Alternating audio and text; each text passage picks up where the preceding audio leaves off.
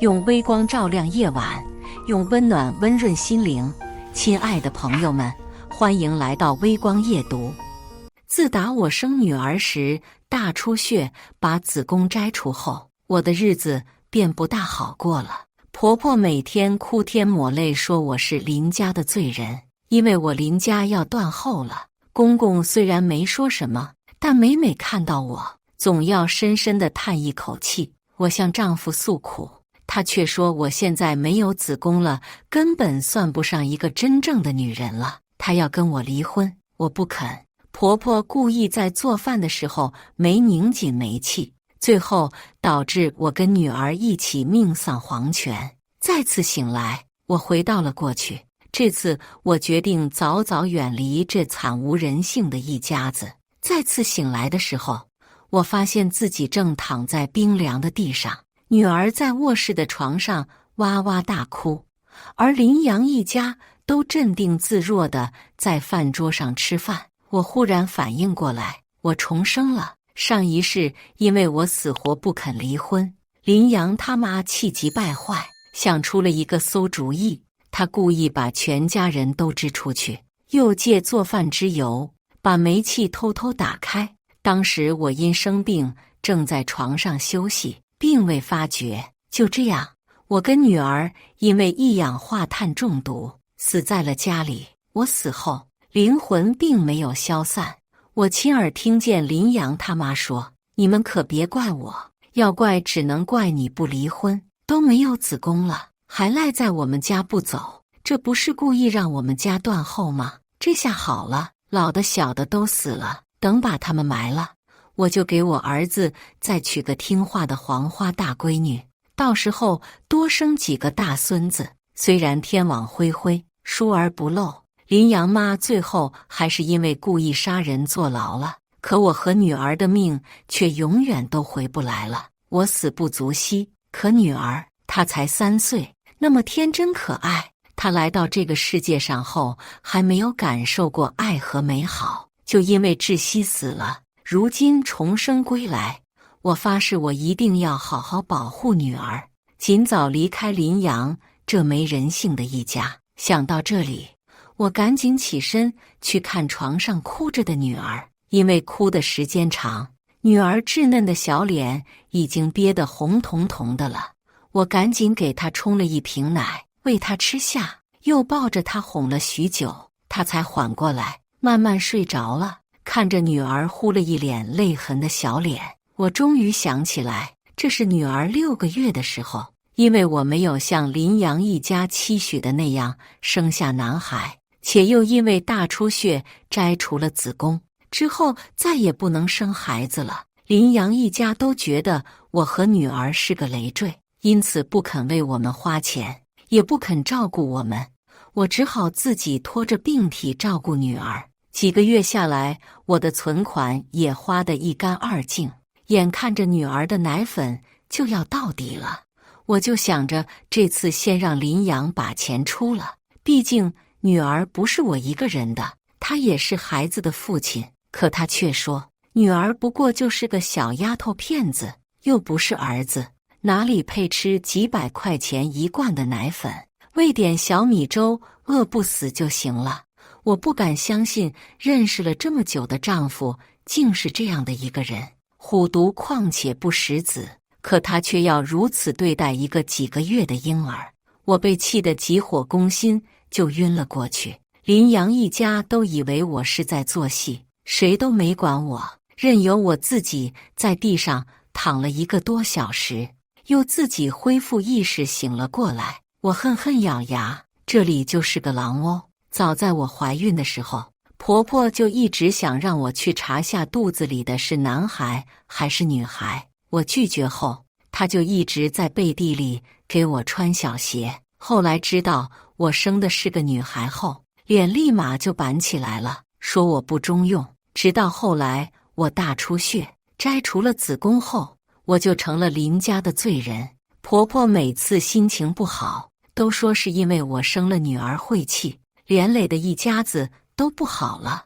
以前我只以为公婆对我有所不满，但只要丈夫愿意爱我护我就好。可今日我才知道，原来他也因为我不能给他生一个男孩而心生怨怼。又想到上一世最后我的女儿都命丧黄泉，如今我还有什么可留恋的呢？想到这里，我下定决心后，把门仔细关好后就走了过来。饭桌上，林阳一家还正在吃饭，看见我出来，林阳他妈翻了个白眼，我就说他装的吧，还在地上躺了1个多小时，哼，装像，这会怕是看见我把饭做好了，想吃个现成的，你也不看看你配不配，连个孙子都生不出来的玩意，指望着谁伺候你呢？还想给我儿子要钱买奶粉，那赔钱货配吃吗？你们1个2个全都在家白吃，让我儿子在外边受累，你也不怕遭了天谴了？林阳他妈越骂越急，嘴里还来得及咽下的东西也随着他的骂声喷射出来，看着十分恶心。可他却浑然不知，只自顾自地表演。等过几天你就去外边找工作，别想着赖在家里享福。至于那个小逼崽子，你也别想让我给你看。他说完后，把手里的空碗哐当一声摔在桌子上。而此时，林阳跟林阳他爸也吃完饭了，跟个老太爷一样瘫在椅子上，桌子上只剩下一片狼藉。林阳抬眼看向我，跟吩咐一个丫鬟一样，傻站着干啥？还不赶紧把桌子上的东西收拾了？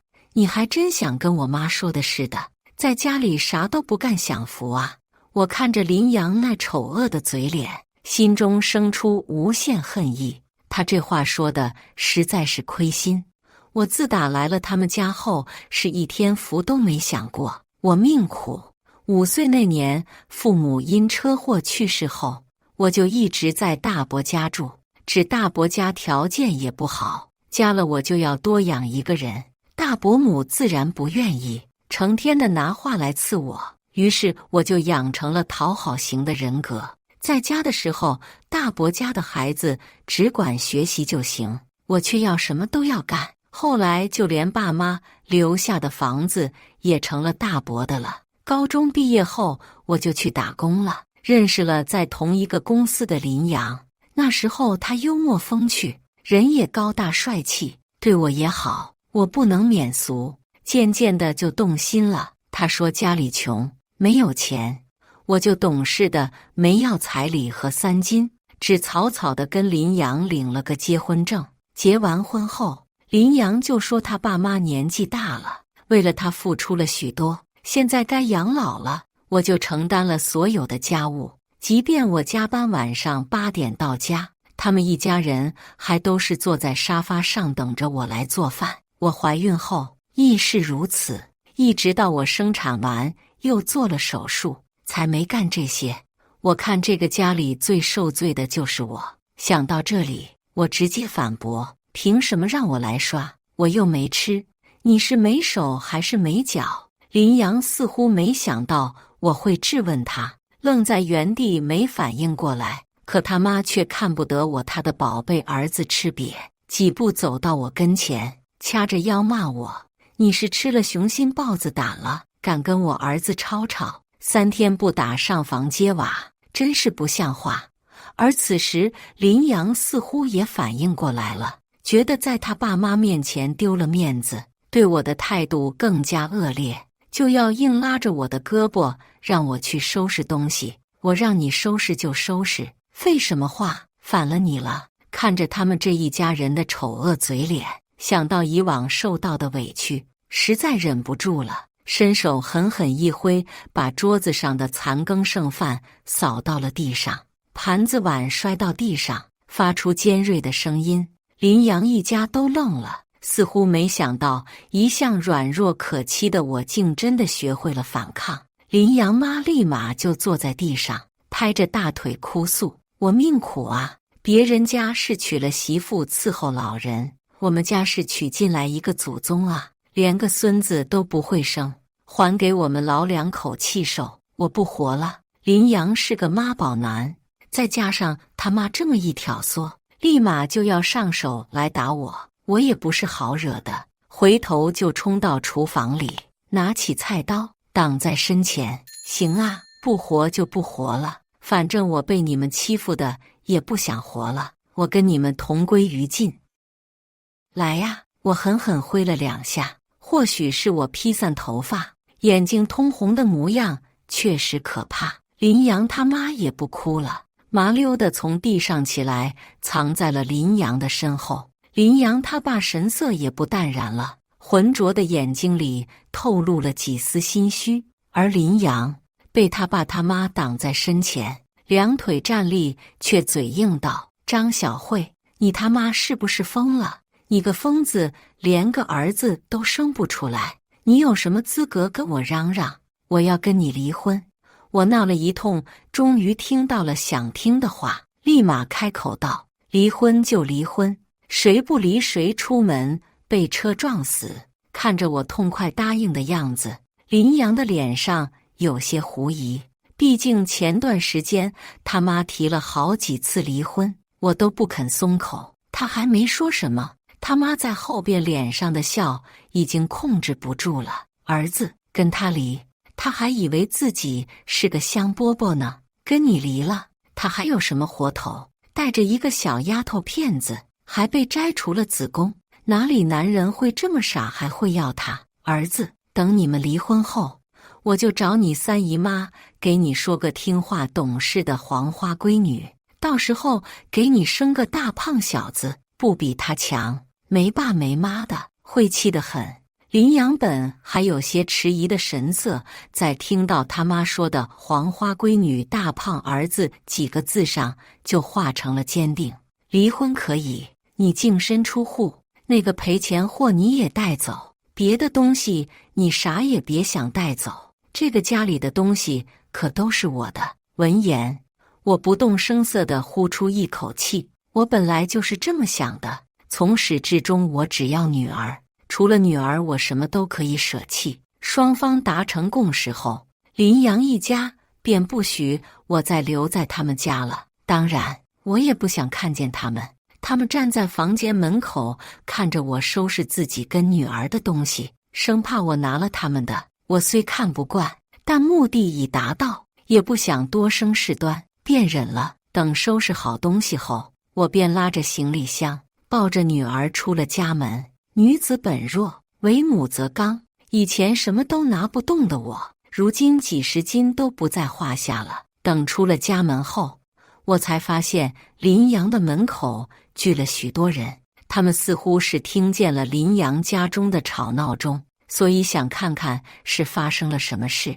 等看到我眼睛通红，一手抱娃，一手费力地拉着行李箱从里边走出来后，他们就开始窃窃私语，可真是造孽呀！林家这处事也忒不地道了，这孙女还没满7个月就把这娘俩给撵出来了，可不是吗？这么多年的老街坊了，他们家你还不知道啊？心狠着呢。孙女咋了？孙女就不是人了？这都啥时候了，还搞重男轻女那一套呢？邻居们正说着，林阳妈从房间里出来，掐腰站在楼道里，开始大骂：“关你们屁事！用你们胡咧咧！这可是我们老林家的事。她生了个赔钱货，又没了子宫，以后再不能生了。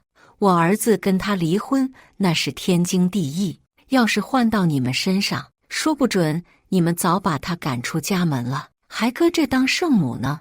我看你们一个个是吃饱了撑的没事干了。”随着我的走远，刺耳的声音也越来越小，最后到消失不见。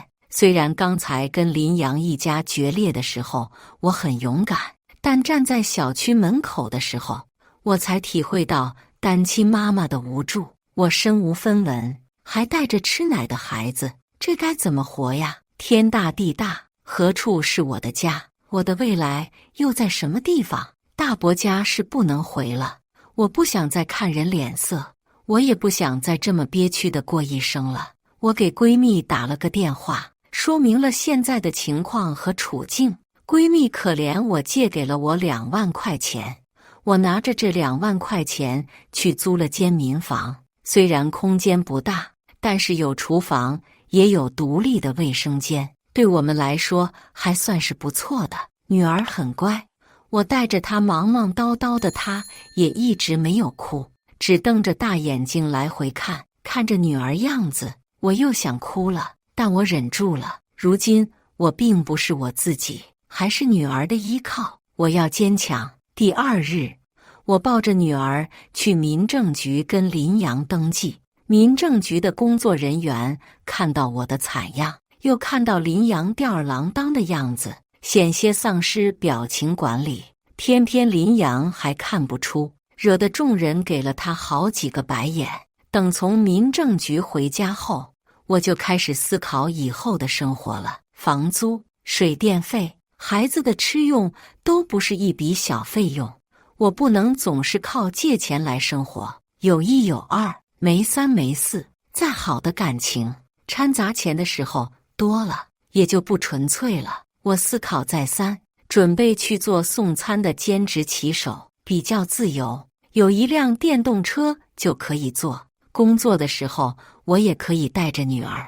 我注册好账号后，就买了一套背带，平日里就把女儿背到背上，喂奶、换尿不湿都是在外边。起初面对人们同情的眼光，我还有些不适应，但几天过后，我已经很坦然做这些了。谁的生活不是一地鸡毛？现在虽然生活的苦难些，但至少不用受那些窝囊气，也没有那些日复一日的谩骂和冷脸。虽然辛苦，但是舒心。更何况，如果继续在那个家里待下去，不知道什么时候就会又跟上一世一样，连命都没了。我不敢赌，只是可怜女儿才几个月就要跟我风餐露宿，风大的时候吹的脸都要皲裂了。我只能多给她抹些润肤霜，尽量把它遮盖得严实些。跑外卖虽然一单只有几块钱，但积少成多，看着账户里源源不断的进账，我还是很开心，因为我终于可以养活女儿了。我有了可以生存的本事，也不用日日惊慌了。有时候送餐的时候会碰见一些好心人，他们看我带着孩子可怜，还会给我拿些水果或者孩子不穿的衣服，我也坦然接受了。就这样1个月的时间一闪而过，时间来到了我跟林阳约定的领离婚证的这天。我是去送了几个单后才过去的，因此还穿着工作服。当林阳一家看到我穿着外卖骑手的衣服，还背着孩子的时候，都瞠目结舌。等领完离婚证后，我正想走，林阳他妈却拦住了我，在一旁奚落道：“我还以为你多硬气呢，原来现在在跑外卖呀！也是，你也没啥本事，能干个啥？也只能干这些体力活，也不嫌丢人。”他说着，在地上吐了一口唾沫。他这一操作，惹怒了周边的人。虽然大家或是来领结婚证，或是来领离婚证的，但都是体体面面的，没有一个像是林阳这般把自己的爹妈都带了过来。就算带过来也没什么，但他们也太缺德了些，竟然对着刚离婚的媳妇说这种话。一边是孤零零的一个女人，还带着几个月的孩子，一边是个大男人，还带着自己的爸妈。虽然大家不知道我们具体是因为什么事才离婚的，但不难想到，过错方肯定是在林阳那边。特别是听见林阳他妈的话后，人们纷纷开始仗义直言。林阳一家听着大家对他们的讨伐，灰溜溜地走了，再也没有刚开始的趾高气扬。这只是我生活中的一点小插曲，我自然不会放在心上。但也是拿到这个离婚证后，我的心里才终于心安下来。林阳见到自己的亲生女儿，连句问候都没有，他的狠心可见一斑。我庆幸跟他分得清清楚楚，现在的我还是重复着以前的生活，睁开眼就要去送外卖。所幸女儿很懂事，也很少哭闹，我待她很省心。就在这样的日复一日里，我还清了闺蜜的欠款，还攒了2万多块钱，而女儿也学会了喊妈妈。每当快要坚持不住的时候，看着女儿的笑脸，我总会生出无限勇气。其实在跟女儿相依为命的时候，不是没有过难处。大冬天的时候，天气不好的时候，下大雪大雨的时候，我最害怕。我既不舍得停歇半刻，却也不舍得女儿跟我一起受苦，每次都会纠结很久。好在我挺过了那段时间，迎来了光明的曙光。因为我的情况特殊，工作的时候被人拍了下来，发到了网上，还被评为了最美骑手。评论区里有许多人骂我说穷人就不该生孩子，也有许多人夸我说我再苦再难都没放弃孩子。我都不在乎，重活一世，我早已学会不在乎别人的眼光。房东阿姨看我一个人带孩子实在辛苦，几次三番劝说我应该再找一个男人。我默然，再找一个男人干啥？帮我养孩子吗？房东阿姨总是说我还年轻，总不能一个人带着孩子过一辈子吧？等以后孩子年纪大了，也有自己的生活了，陪在自己身边的不还是那个伴吗？现在趁着年轻再找一个，再生一个，不也挺好吗？眼看着房东阿姨总是隔三差五地提这事，我只好坦言，我现在没子宫了，以后再也生不了孩子了。房东阿姨愣了许久，又念叨我可以找一个带孩子的搭伙过日子。隔天还带了一个离婚的男人过来跟我相亲。那个男人一来就把我上下打量了一遍，又说自己有个男孩8岁了，还说以后我可以不用上班了，他会每个月给我2000块钱养家，但是我必须要全心全意地对他儿子，还要孝敬他的爸妈，每天要帮他们做饭、洗衣服等等。他看我女儿的眼神十分嫌弃，你也可以带着，反正就是多一口饭的事。到了18岁就嫁出去，还能挣一笔彩礼钱，也不算亏。我可去他妈的吧！我看他不是想找老婆，而是想找保姆，而且就算当保姆，也没有2000块钱的保姆。我看他是在做春秋大梦，跟林阳一个货色的。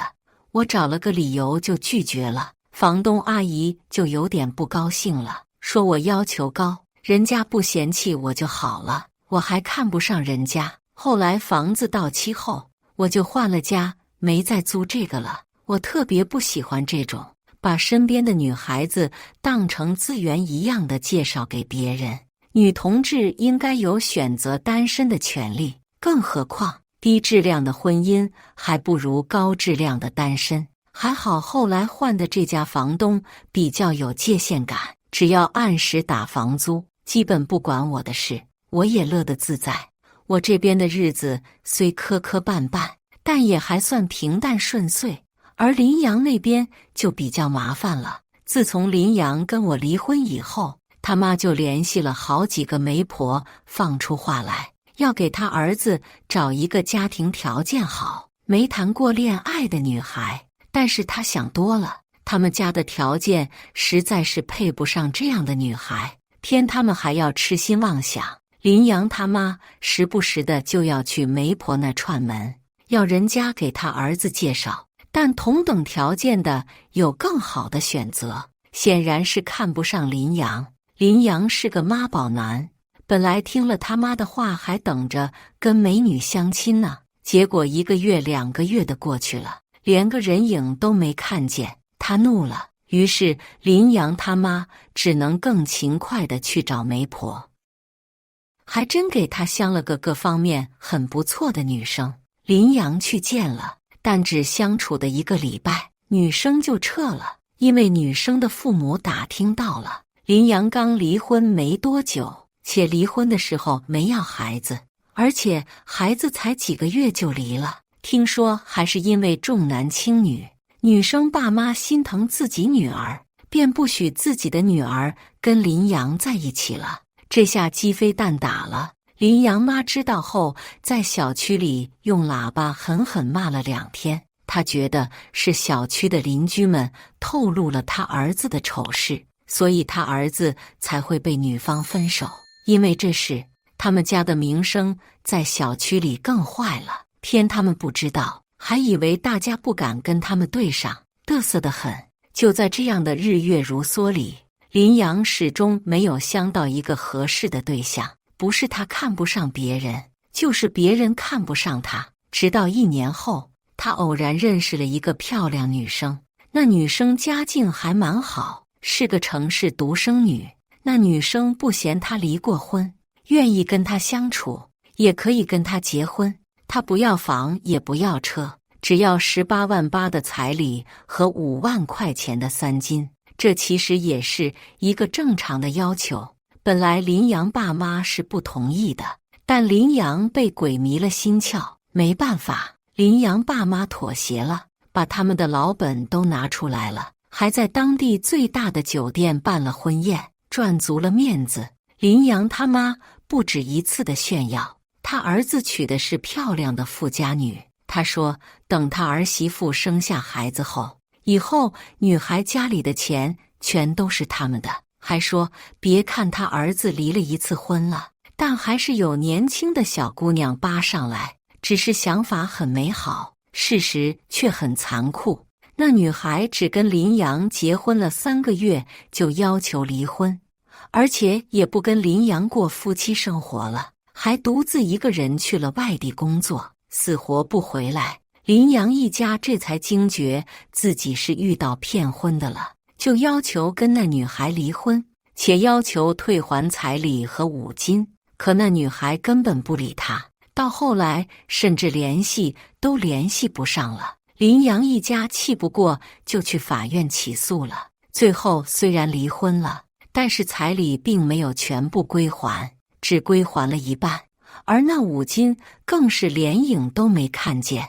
加上办酒宴的钱和婚庆的钱等等，只花了半年的时间，林阳一家就损失了10几万。林阳一蹶不振，工作也辞了，每天就在家玩游戏睡觉，1个月也就出去了几回，还被人打了。他们怀疑是那骗婚女干的，但是也没有证据。反正他们家是吃了个闷亏，很是败兴了几个月。几个月后，林阳妈又满血复活了，还发誓要给他儿子找个能实在过日子的。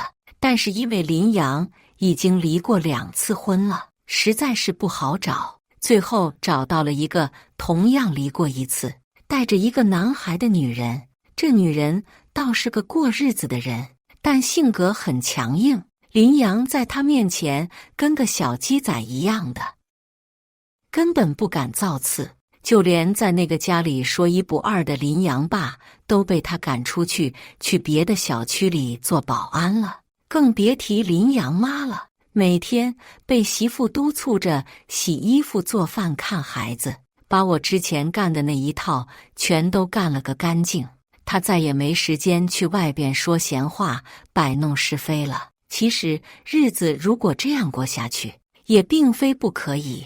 但是变故出现在那女人跟林阳结婚的1年后，那女人坐牢的前夫被放出来了。从此以后，林阳的媳妇就不只是林阳的媳妇，还是大哥的老婆。林阳一家都敢怒不敢言，因为那大哥是见过血的，他们生怕自己也被抹了脖子。就这样，他们一家再度沦为小区的八卦中心。林阳没有得到一个大胖小子，媳妇虽然怀孕了，但是却不是他的，他也只能忍气吞声。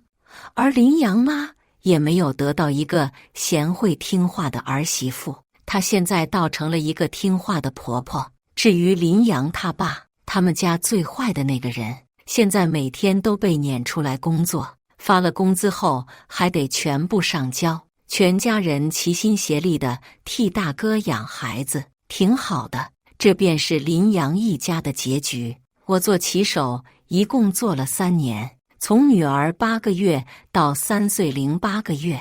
因为我们母女俩花费不高，所以这3年下来，我手里还攒下来了一笔钱。我决定不做骑手了。在女儿4岁的时候，我把女儿送到了家附近的幼儿园，从此就开始了我的第2份工作。我在卖早餐。我住的地方是个城中村，大部分都是外地来务工的人员。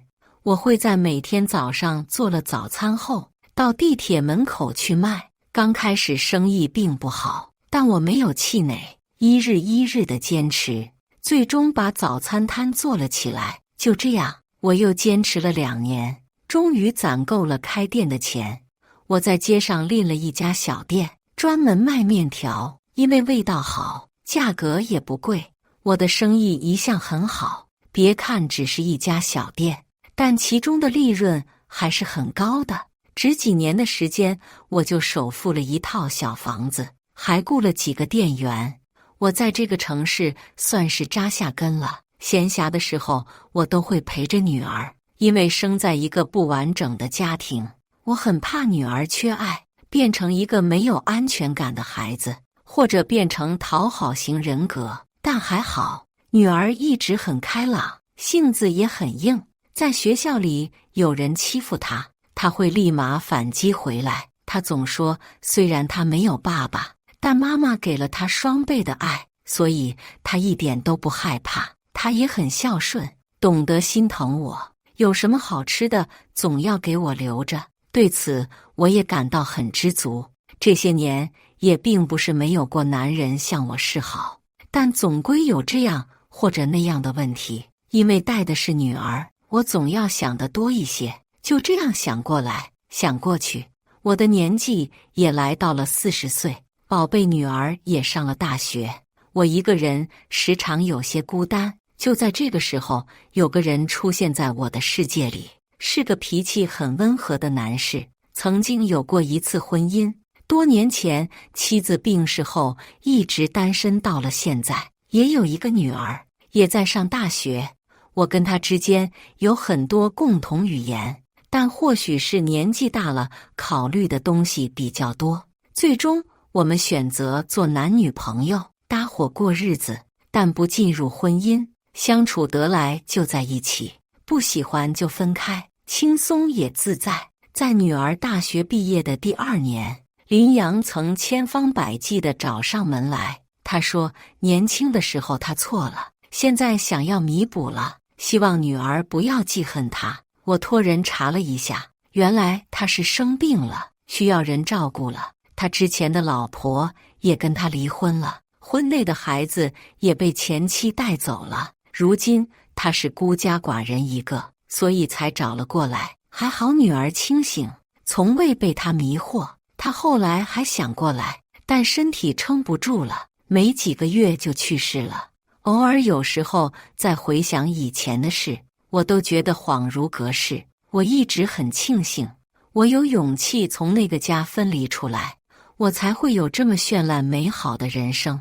我最喜欢的一句话便是往日暗沉不可追，来日之路光明灿烂。只希望我和我女儿的人生一如既往的全是坦途。故事完，接下来是我们本期第2个故事。生孩子那天，婆婆把关死活不让我剖腹产，眼看着要1尸2命了，我妈急眼了，很强势的逼老公选择剖腹产。出来后，老公第一句话就是：“刘琴，你看一下费用，记得等会给我。”婆婆一脸尖酸刻薄地看着瘦小的女儿说：“你看看，都是你这个烂货，非要剖腹产，害了我的大孙子，生个女娃，谁爱带谁带。”趁着麻药劲，我跟老公说：“我们离婚吧，离婚证不要钱。如果再来一次，我不会选择相亲闪婚，更不会跟着远嫁。”刚经历了一场剖腹产，我整个人犹如在鬼门关走了一趟。原本我心情就很不好，何况听到老公和婆婆的这些话，我更是心如刀割。我强忍着眼泪，盯着老公说：“我们离婚吧，离婚证不要钱。”这时，拿着住院单的老公一脸难以置信，他将单子扎到我的病床上，高声道：“刘琴，你是不是有病？你到底在犯什么神经？少在这里威胁我！这是婚前就说好的，那时候你就已经同意了，现在别想耍赖！这一刻，我头都要被气炸了。当时我想起来，狠狠地给他几个巴掌，但是剧烈的动作扯得我刀口一阵疼痛。好在这时我那恶婆婆骂骂咧咧地走了，要不是此刻病房里肯定大闹一场，围观的人越来越多。我懒得跟张强废话，强忍着心头的失望，再次重复离婚。这一刻，本就脆弱的我好像世间只剩下了我一人，他在我眼里直接成了一个陌生人。这样的人不配当爸爸。然而回到家里后，他依旧不死心，将手机递给我，继续说：“赶紧的，一人一半，剩下这些你该给我，别给我磨磨唧唧的。你是剖腹产，又不是手被剁了，直接微信转我。”此刻我只有一个念头，那就是离婚。然而这时旁边的孩子开始闹腾，麻药进过了，动一下都是撕心裂肺的疼。看什么看？把钱转我，否则你别想我把孩子抱给你。张强不但冷眼旁观，还大言不惭地说出这样寒心的话，好像正在哭闹的不是他的孩子，而是一样东西。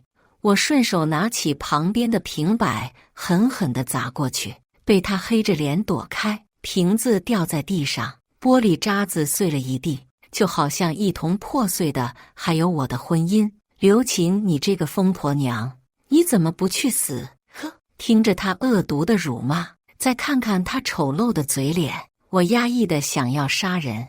这时孩子哭得更大声了，可张强这个畜生还在骂骂咧咧的逼我微信转他给的钱。我忍着伤口被扯开的痛，拼尽全力抱着孩子哄：“我告诉你，离婚没门。还有，你现在离婚，你孩子的户口你自己看着办。一个拉猴还要坐月子，我看你能掀起什么风浪？”我拼死拼活地生下这个孩子，可他眼里只有钱，丝毫没有关心过孩子黄疸问题，更别说我痛不痛。对于以前的搭伙过日子，我早就已经习惯了，对他也是失望到了极致。但是此刻，张强再一次用行动差点将我逼疯。我颤抖着拿起旁边的手机给他转账，不是妥协，是为了怀中哭闹越来越厉害的孩子。这是我身上掉下来的生命，10月怀胎，听着他虚弱的嘶吼，我的心都在哭泣。滚！你给我滚！拿着你的钱，现在就给我滚出去！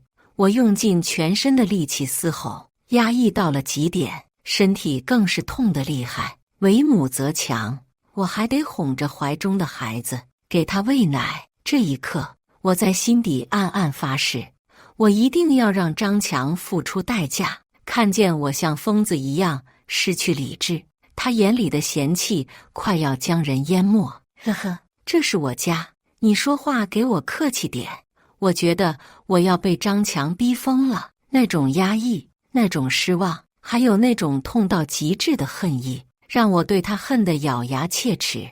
眼看着拿到钱的他还要喋喋不休，我再次忍不住了，拿起床上能够到的东西全都砸向他。最终他辱骂了我好几声，才没个好脸色的离开。孩子一直在闹，好在还有点奶水，我拼命让自己冷静下来，强装镇定，处理好自己的情绪，手忙脚乱地忍着那种撕心裂肺的痛，才将孩子哄睡着。张强不知所踪，在这里我没有可以指望得上的人。接到我妈电话时，我委屈得很想哭。琴琴啊，生了吗？怎么样？你还疼不疼？因为一句话，我泪目了。从生产到现在整整8个小时，没有人问过我一句疼，我哭到哽咽，说不出话来。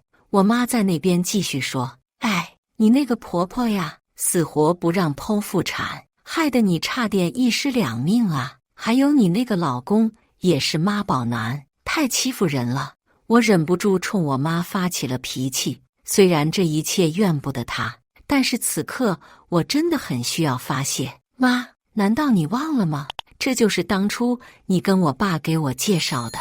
你们说他有房有车，人品还好。电话那头，我妈不说话了，而我说着说着，忍不住泪流满面。我借口不舒服，挂断了电话。趁着孩子睡着，我上网找了当地最好的一家月子中心，联系好客服后，他们说1个小时后就可以来我家接人。此刻肚子空空如也，我的脑海里只有一个念头，那就是和他离婚。哪怕我要一个人带着孩子，哪怕在这个城市我只有自己，这个婚非离不可。入住月子中心时，护士小姐姐问了我好几遍宝爸在哪里，照顾家属在哪里。我强忍着心酸说是我一个人。我不就是一个人吗？生了女儿后，我婆婆在病房辱骂了我半天。她封建迷信，不知道听谁说的，只要是顺产就是儿子。那这次我顺产会阴侧切也没能生出来，最后没办法选择了剖腹产，刚好生的是女儿，所以她就把一切错都怪到了我的身上。愚昧无知的人真的很可怕，生儿生女不是剖腹产、顺产就能决定的。但是我现在已经懒得跟他计较争辩。在月子中心里，孩子被照顾得很好，我的女儿黄疸偏高，不过这里的护士小姐姐都很专业，也有专门的产康为我处理伤口负责。我吃药，还贴心地安慰我的情绪。我在网上查着女儿的名字，我要让她跟我姓。就在这时，我收到了婆婆的微信，生个赔钱货，你自己带。本来要是生个儿子，一个月给我1万，我还可以考虑帮你带一下。但是现在既然你自己生了个女儿，那你自己就看着办。我强忍着冲动，才没有将她删除拉黑。心头的失望和暴躁却怎么也平息不了。但是产康师说的对，产后抑郁会害了我的一辈子，何况我还有宝贝女儿要照顾。我出了月子，我会一个一个跟这些人算账。我清楚地知道，只有我强大起来了，他们才伤害不了我。住到月子中心的第2天，张强那个畜生才想起问我到哪去了。看着他那高高在上的态度，我理都不想理。此刻在我眼里，他连个陌生人都算不上。第3天，张强从我妈那里知道了我住进了月子中心，当时就打电话过来跟我闹：刘琴，你自己生的孩子不可以自己带吗？你以为你是什么白富美千金阔太太吗？自己有多少实力？你心里没有点逼数吗？告诉你，你想要享受可以，但是月子中心的钱我1分都不会给你。明明就是个丫鬟命，还偏要当个公主，真够可笑的。我没有反驳，只是默默地听着他说。不过我将这一切都选择了录音，一切都会是我反击的证据。我会将他给我的这些羞辱连本带利地砸到他脸上去。这段草率的婚姻让我感到心累，不过也让我慢慢开始变得冷血。只是摊上这样的婆家也遇到时候，他们注定不让我安生。张强刚闹完没多久，我那奇葩婆婆就气势汹汹地带着小姑子来了。她一脸不满地站在病房里，阴阳怪气地说：你有钱住月子中心，不会是我儿子的钱吧？脑袋是不是被驴踢了？难道不知道外面的人照顾你照顾得好，还是你妈照顾你照顾得好吗？看着他那张尖酸刻薄的脸，我有些想笑。一家子还真是一个德行。然后这个时候，女儿被护士姐姐带去晒黄疸了，不然她这副恶心的嘴脸，怕是要吵到我的宝贝了。我笑着回怼道：妈，就你配吗？还有，我还没有听过哪个婆婆带自己孙子还要1个月1万的。就你这样的一把年纪了，做个饭做不好，咸淡都弄不好，更是一锅炖。被你伺候着坐月子，生怕被你谋杀了。我花的是我自己的钱，就你儿子那没出息的样子，1个月4000块钱，也好意思到处包装成14000。然我不说这些话，是想息事宁人，随便搭伙过日子，但并不代表我好欺负。再立刻马上就给我滚出去，否则别怪我将你的那些丑事全说出来。本来开着手机直播的小姑子一脸难以置信地瞪着我，手忙脚乱地关了直播。以往仗着自己有一点点粉丝，到处蹭热点，过去的事情我可以不提，但是现在有了孩子，我不可能一直受他们欺负。婆婆灰溜溜地带着小姑子落荒而逃，房门口围满了不少人，有好多家属，一个个看热闹，不嫌事大的拿起手机拍。这小姑子和婆婆指指点点，我怕他们活了这么长时间都没有被人这样围观过。等他们走后，耳根子彻底清静下来。生产完整整1个星期，除了我妈问过几遍孩子，张强和我婆婆更是提都不提，生怕我跟他们要钱。我自己生的孩子，我既然能生，我就有那个能力带，哪怕我辞职了，我也可以找兼职，让我的孩子留在那样的家庭。我做不到，可以忍，但不代表我的孩子要跟着我一样处处受气。想不通的事情，当了母亲以后，我全都想通了，包括以前狠不下的心，斩不断的牵挂，我全都能狠下心来了。安静了不到2天，婆婆就开始在家族群里面发在月子中心的照片视频，话里话外引导，说我花着她儿子的钱，享受着最好的服务，还不让她和小姑子去看孩子。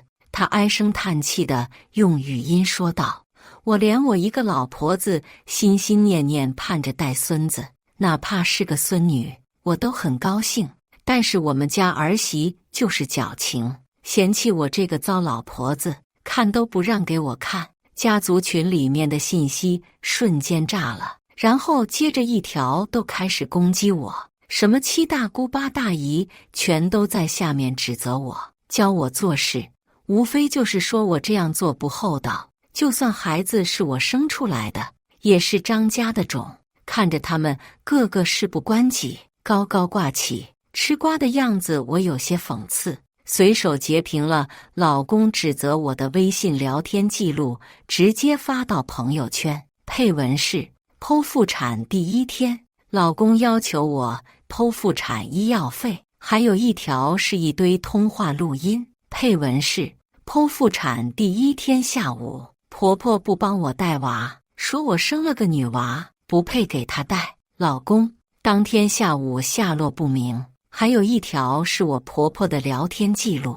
配文住进月子中心第1天，我觉得我花了她儿子1个月4000块钱的工资，住着最高的月子中心，享受着最好的服务。做完这一切，我漫不经心地将手机关机，然后去做了产康项目。这一切都有助于我产后恢复。至于朋友圈里面的共同好友、亲戚怎么样去分辨，怎么样去看，怎么样去评论，都与我无关。胡说八道，谁不会？何况我说的都是真的，还有真凭实据。当我从产康回来时，手机已经快要炸了一条接一条的信息，还有无数个未接电话。张强和我那好婆婆都在逼我删了朋友圈。大概看了一下家族群里的信息，婆婆在那边解释了个遍，那些人都不说话了，有些想笑。无论他们如何威胁我，都没有删朋友圈。对婆婆一条接着一条的打电话，闲着没事儿干我接了。她在电话那头像恶龙一样咆哮，烂货，张琴，你这个烂货，你简直不要脸！现在立刻马上最好把朋友圈删了，不然我就让我儿子跟你离婚。我被气笑了，他的威胁正合我意。可以呀，离。我语气很是坚定地说，这个婚就算他们不离，等我出了月子，我依旧会走法律程序。想得美！你这个小贱人，你是不是想拿我老张家的血脉去找别的野男人？不可能！你休想！哪怕是个女儿，也有我老张家的一半血。要想离婚，孩子也不可能给你。听着他尖酸刻薄的威胁，我只是淡淡的笑着。阿姨，你多骂一点，我都听着呢。手机在录音，等一会儿我再发个朋友圈。阿姨，你跳广场舞的群能不能拉我一下？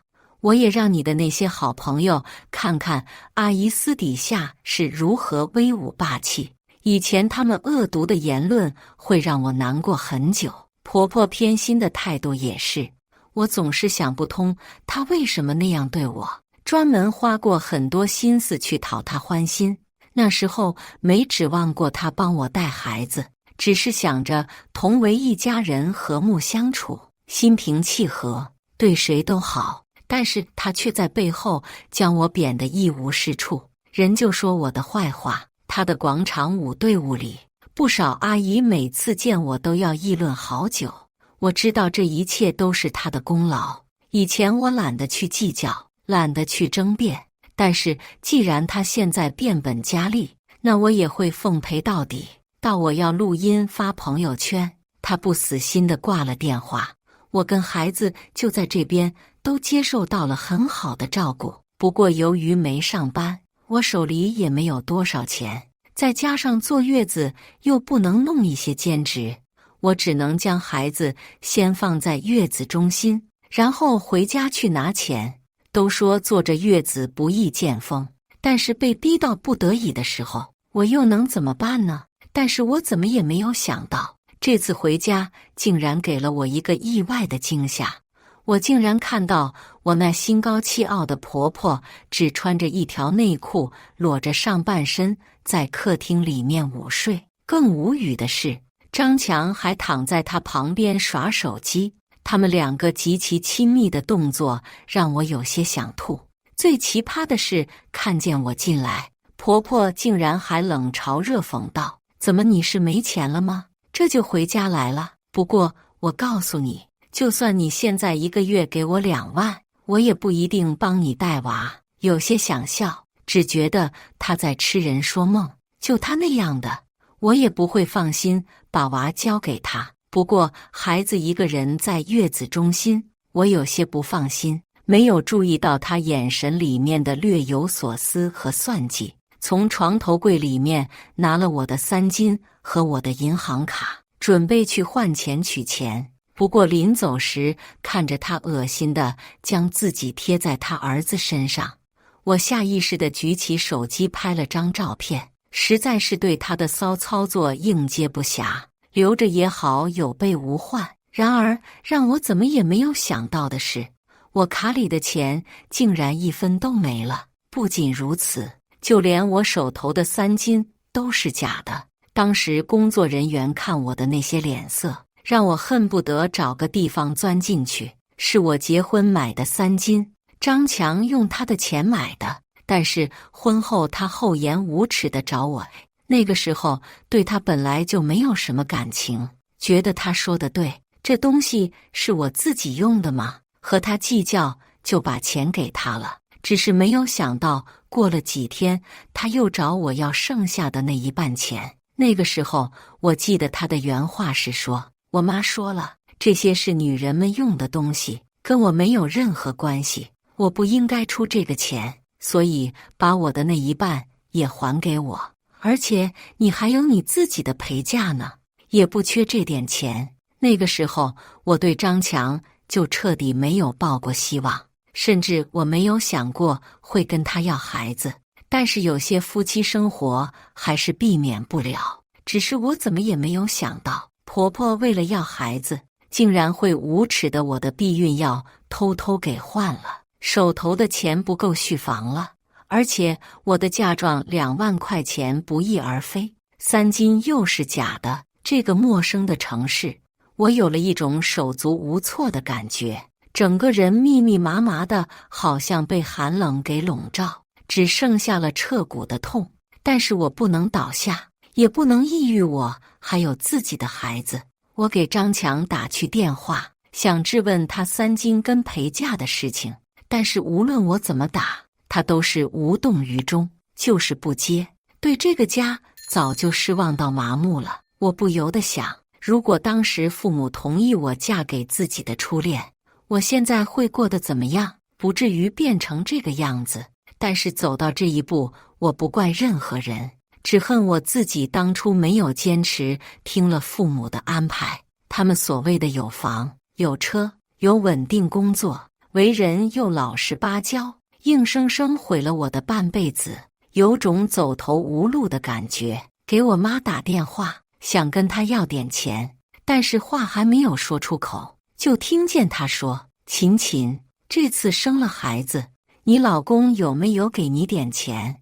你要是手头有多余的钱的话，就给妈赚一点。见你弟弟工作压力大，房贷还不上，妈帮他带孙子，手头都没有多余的生活费了。又是我弟弟，在我妈眼里只有我弟弟，没有告诉他，他给我挑的十全十美的好男人，就连一顿饭钱都要跟我给。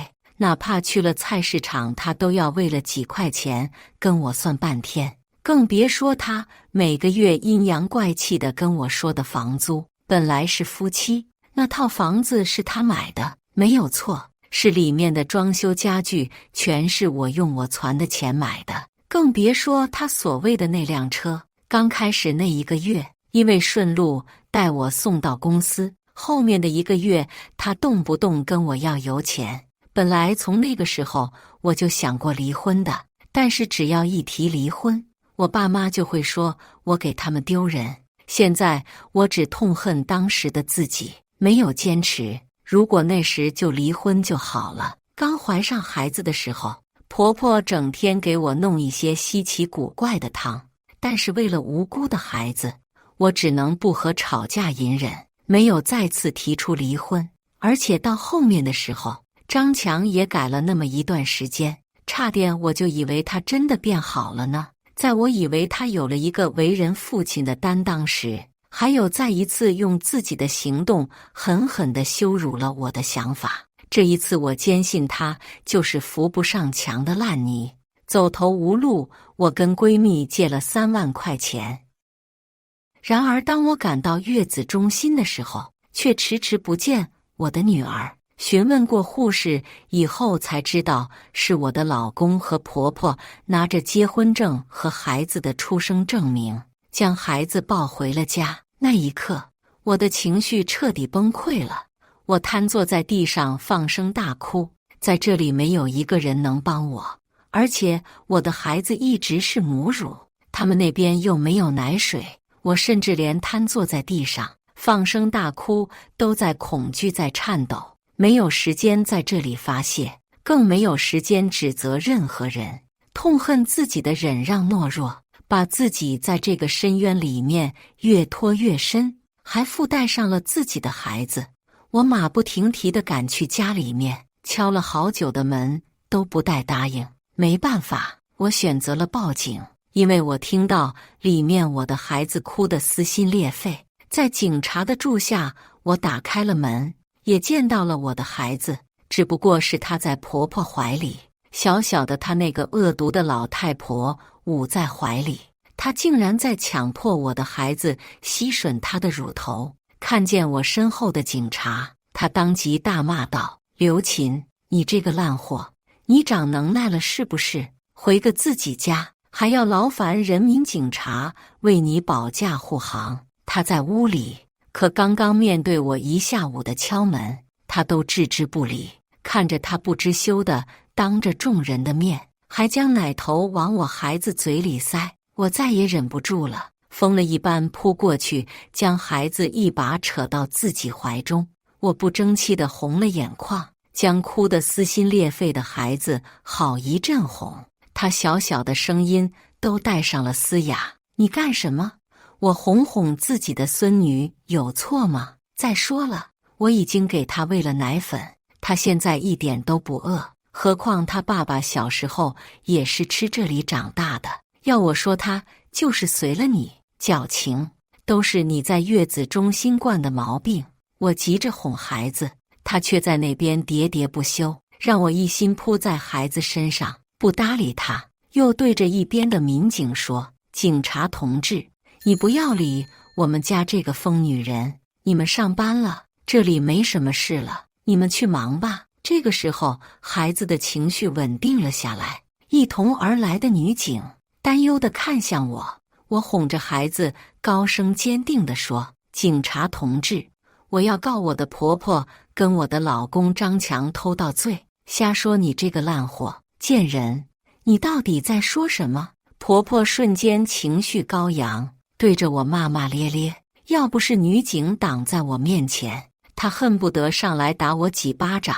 她不知道的是，这些恶毒的言论已经伤害不了我了。我淡定地从怀里拿出了3金和银行卡，交给了警察。婆婆看到时脸色一白，不过随即她理所应当地说道：“这个家，这个房子都是我儿子的，拿点他的东西怎么了？再说你有什么好得意的？你的3金也是我儿子给你买的，还有，就算那张银行卡是你的陪嫁，是你人都嫁到我们张家来了，那陪嫁也应该是我们家的。从来没有见过这么厚颜无耻的人。”警察一脸为难地看着我，也许这些不受法律保护是不要紧，我有足够的证据证明他偷盗我的财物。我在此刻的孩子在我怀中睡着了，他睡得很安稳，我才有精力处理这种垃圾。我从手机里找出了之前3金的聊天记录和转账，将他儿子丑陋的嘴脸摆在众人面前。因为下午我的敲门声很急切，动静很大，所以外面围满了不少看热闹的邻居。只不过那些不明事理的一个个又以为我在无理取闹，所以一个个的对着我议论纷纷，指责个不停。刘琴，你这个烂货，你别忘了你还是我张家的儿媳妇，不要做得太过分。见我执意要立案，外面的舆论风向也随着我拿出的证据议论纷纷。婆婆慌了，她靠近我威胁道：“可惜我不吃这一套。妈，怎么吃进去的怎么吐出来，只要我不愿意，你就是偷窃他人财物，你也不想一把年纪了，然后在里面度过吧，这样你的老脸往哪搁？”我说的声音不大也不小，刚好所有人都听得见。这下子看热闹的邻居都是一脸鄙夷地看着他，他气急，直接抓着我的胳膊，恶狠狠地诅咒道：“刘琴，你这么做是会遭报应的。你可不想你的女儿刚出生，就因为你的恶毒活不到满月吧？”这一刻，看着他的脸，我只有一个念头，而我也确实那么做了。我将孩子抱到民警怀里，请求他帮我带一下，然后笑嘻嘻的请我妈到里面去说话。他以为我要妥协了，骄傲着一张老脸，勉强同意。我将他带到卧室后，从里面将门反锁，而他穿过的内衣刚好扔在我的床上，想也没想，拿起来就塞到他嘴里，然后对着他的头发使劲揪住，薅了好几下。他还没有反应过来前，掐着他的脖子，恨不得现在立刻就送他去地狱。反应过来后，他拼命挣扎着，嘴里的内衣掉了。啊！见人杀人了，杀人了！用尽毕生的力气将他捂到床上，然后对着他腰间的肥肉还有大腿根使劲拧。我将所有的恨意都发泄在他身上，直到精疲力尽后，我贴心地替他弄好了头发。一把年纪的他，除了尖叫，没一个地方是我的对手。我扬了扬拳头，笑着对他说：“妈，出去以后别乱说，乖乖听警察的，把钱还上。不然的话，要是哪天晚上妈你在床上睡着就被别人掐断了脖子，就别怪自己命贱了。还有吗？你跟隔壁王叔、楼下李叔、楼上齐叔都有一腿的事，你说要是让我告诉那几个阿姨，按他们的性格，会不会把你生吞活剥？我用最温柔的话语威胁的他，眼里又惊又恐。妈，你要是做不到，可别怪我会让你无缘无故去死哦。你可别忘了你儿媳妇，我是学医的，我有的是办法弄死你，还让别人查不出错来。你年纪大了吗？随便给你安个心肌梗塞，也会有人信的。我推着手足无措地踏出了卧室的门，全程再也没有了那种嚣张的样子，看也不敢看我一眼。看到警察立马就说他认罪，愿意去做笔录。然后他离开后，我关上了门，开始认真看我的女儿，心酸的有些想哭。虽然今天狠狠发泄了一下心里的怒气，但是还是不够。婆婆竟然没有给她用尿不湿，她身上裹的是以前的那种尿布。当我解开时，她的整个屁股因为潮湿一片红疹，我恨不得重新将她揪回来再暴打一顿。我强忍着眼泪帮女儿收拾了一番，然而到了晚上时，她怎么也昏睡不醒。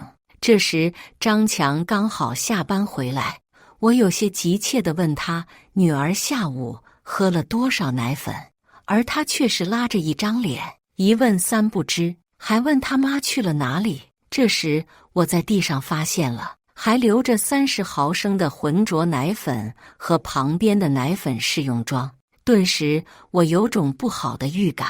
这个时候张强直接大喊大叫地骂我：刘琴，你到底在搞什么？孩子都发烧了，你看不到吗？这时我才发现孩子身上烫得吓人，生平第一次这么慌，一刻我彻底慌了，抱着孩子一个劲地往医院冲，还不忘提上那罐试用装奶粉。新生儿脐炎，新生儿肺炎，还是很严重的那种。小小的他再次进了抢救室，我仿佛失去了所有的力气，瘫坐在地上，眼泪一个劲地掉。此时我脑海里面只剩下了一个念头，那就是我的宝贝孩子一定要好好的。这一刻我痛恨这样无能的自己，都是因为我的一再忍让和懦弱，毁了自己，也毁了孩子。抢救室门口，张强指着我的额头骂骂咧咧道：这个疯女人都怪你，明我妈抱回来的时候还好好的，怎么我妈走了就变成这个样子了？你就是个害人不浅的扫把星，你以为这年头赚钱容易吗？这次住院又不知道要花多少钱，我告诉你，这次的钱你别想，我跟你平摊1分钱都没有，自己弄的烂摊子，你自己看着办。现在没有心思去跟他计较这些，更懒得跟他讲道理。在我眼里，他啥也不是。提到嗓子眼了，我感觉整个人痛得快要窒息了。我孩子如果有什么问题，我一定不会原谅自己。你们这些家属是怎么照顾孩子的？这么小的孩子，你们给他服用了什么东西？医生冷着一张脸，冷冰冰地说时，好像给我下了病危通知书。那么一刻，我感觉我的天都要塌了。直到医生走开，我整个人都是浑浑噩噩的，对张强的辱骂也听不进去了。我在脑海里想了无数遍，也想不通自己没有给孩子吃什么东西，甚至打电话想要咨询月子中心。这时我注意到地上的奶粉试用装，我将它打过来仔细检查，竟然发现这东西不仅没有商标，而且生产日期也有问题，只不过是搓了几下，印着生产日期的地方竟然掉色了。我又惊又怕，拖着颤抖的身子找到医生，将东西给他们拿去化验。当化验结果出来时，果真是奶粉有问题。你不要怪我，妈也是好心，说这是超市打折送的。对我质问的眼神，张强竟然理直气壮地说，好像躺在急救室里面的孩子不是他亲生的一样。你什么意思吗？这个眼神，我妈身体不好，你最好别气她，还有孩子没了可以再要。那一刻，我彻底控制不住压抑的情绪了，整个人扑上去，将张强压倒在楼道里面，狠狠地厮打。只不过他力气比我大，看着一巴掌就要扇到我脸上时，有人一脚叫他踹开，一双熟悉的手将我扶了起来，一脸心疼的嘘寒问暖：“琴琴，你没事吧？”到闺蜜紧张的样子，我忍不住哭泣。不远处，我竟然看到初恋将张强按在地上狠狠地打。我再也控制不住情绪，扑到闺蜜怀中，痛哭流涕。我的原生家庭不会是我的靠山，但是我知道有一个女孩子会一直站在我身后，哪怕不远几千里，她都会着急忙慌地赶过来。看着他们两个人风尘仆仆的样子，我感觉心中一阵暖流涌过。这一刻，我不再胆怯，不再害怕。闺蜜和初恋很快上交了我的离婚诉讼，我跟张强离婚了。离婚当天，他还在恶狠狠地诅咒我：“你这样的疯女人，满肚子的妊娠纹，难看死了！我看以后哪个男的还敢要你离开我？你啥也不是。”这时，初恋站在我身后，扶住摇晃的身子：“是吗？那你就等着看，我会娶她，她会是我的第一个老婆，不会介意她离过婚，不会介意她有孩子，在我心里，她永远是我最骄傲的小公主。”这一刻，我感觉整个人都在颤抖。闺蜜抱着孩子，坚定地站在我旁边，被人护着的滋味真好。我专门叫来了转转回收公司上门回收。离婚时候，张强说属于他的房子一分都不会分给我，不过就他这破房子，我也不稀罕。我让转转的人将我买的所有的家具全部回收，沙发、电视剧、冰箱、橱柜、桌椅、床、床单、衣柜，甚至那些锅碗瓢盆，能送的送，不能送的就砸扔。然后又花大价钱请了专门装修的师傅，不过这一次不是装修，是拆。这里的装修全是我弄的，所以今天我就要亲眼看着它被拆成毛坯房。我又重新住进了月子中心，将安安心心地度过接下来的月子。闺蜜和初恋在身边，我不害怕自己会再次抑郁，只不过有点可惜，不能亲自看到张强，看到自己的家变成毛坯房的样子。我初恋和闺蜜看到了他们回来跟我说张强那副滑稽的样子时，我甚至能想象到心中很爽。这种有人力挺，然后报复的滋味真的很舒服。离完婚后，警察那边婆婆交上了属于我的钱，不过我并不打算让她那么好过，我要用其人之道还治其人之身。我知道每个月有那么几天，婆婆会去专门的店里面买计生用品，而她这个人最爱贪小便宜，路边白送的东西肯定会要，所以我跟闺蜜设了一个局，买了好的计生用品，以其人之道还治其人之身，甚至还毫不吝啬地送了几瓶印度神油给婆婆。接下来我就期待着看好戏，至于她怀上的会是谁的孩子，那就不得而知。不过我专门安排了人帮我拍到他们在一起的证据，无风不起浪。我知道那几位阿姨会相信。做完月子后，为了养好身子，我们又在这里停留了几个月。当然这几个月也是为了看看婆婆和张强的下场。婆婆偷偷摸摸去医院时，我故意将所有收集到的证据发给了那几位阿姨，然后挑的是他们跳广场舞的时间。休息时，他们不看到了手机，一下子跳广场舞的现场变成了撕逼大战。我将所有的事情做了一个完完整整的视频发到了网上，包括张强这种男人所有的本性，就连一杯奶茶都要有小便宜，他非占不可。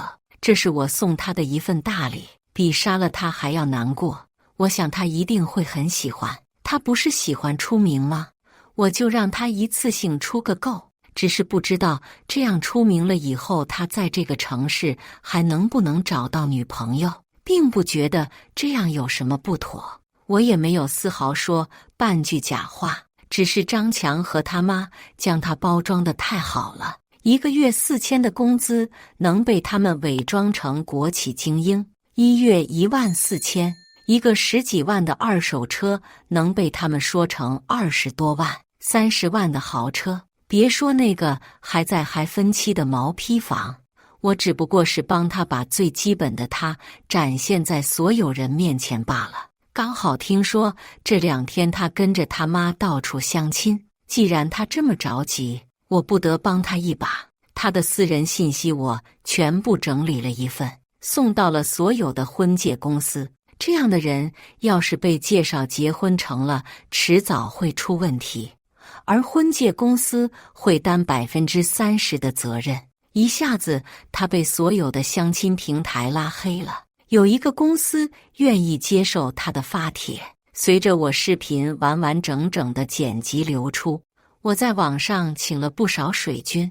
当然，用不了水军这个视频很快被骂上了热搜。张强火了，火得大红大紫。最后看了一眼那些评论，几乎每一条辱骂的话都比他骂我的那些话残忍10倍、100倍。他那样高傲的人，就是接受不了在别人眼里不完美的他。毕竟在外人面前，他装的是职场精英啊。不知道我送他的这份大礼，他会不会喜欢？不过不要紧了，我收拾好了所有的东西。你这闺蜜跟着初恋，带着我的宝贝女儿要离开这个地方了。奉劝所有的女孩子，不要盲目听父母的安排远嫁，也不要像我这般愚蠢的一味忍让，想着息事宁人。每一次的软弱忍让，只会让他们变本加厉的反过来伤害你。感谢大家的观看。本期影片大家觉得是第1个故事精彩，还是第2个故事精彩呢？欢迎大家在下方评论区讨论。如果你喜欢这类故事，记得点击订阅微光夜读，并分享给更多的人，这会对我帮助很大。再次感谢大家的观看。